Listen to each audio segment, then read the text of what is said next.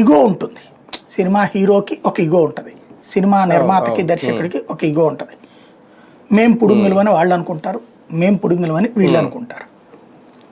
ఆ దర్శకుడు హీరోలు మా కాళ్ళ దగ్గరికి రావాలంటే ఇక్కడే చాయిస్. అందుకని చట్టం చేయలే ఆ టైంలో ఇద్దరు కూడా. చట్టం చెయ్యకుండా వీళ్ళు ఫస్ట్ ప్రభుత్వంతో మాట్లాడుకోవాలి. మాట్లాడుకుంటే ప్రభుత్వం సరే పెంచుకోండి రేట్లు అంటది, ఎంత పెంచుకోవాలో డిసైడ్ చేస్తారు.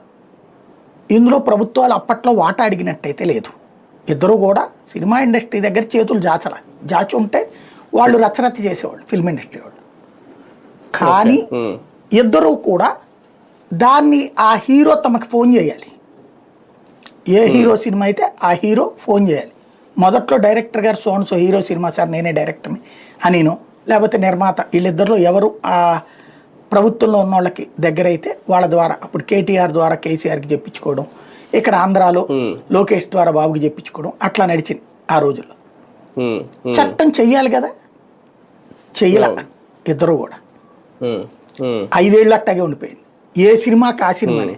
దాంట్లో ఏం చేస్తారు వీళ్ళు, ఎంత పెంచుకోవాలో పర్మిషన్ అంటే అధికారికంగా ఇవ్వకుండా ఆ సదరు సినిమా వాళ్ళు రేపు 10వ తారీఖు మేము రిలీజ్ చేయబోతున్నాం, ప్రభుత్వం దగ్గర చట్టం ప్రకారం లేదు.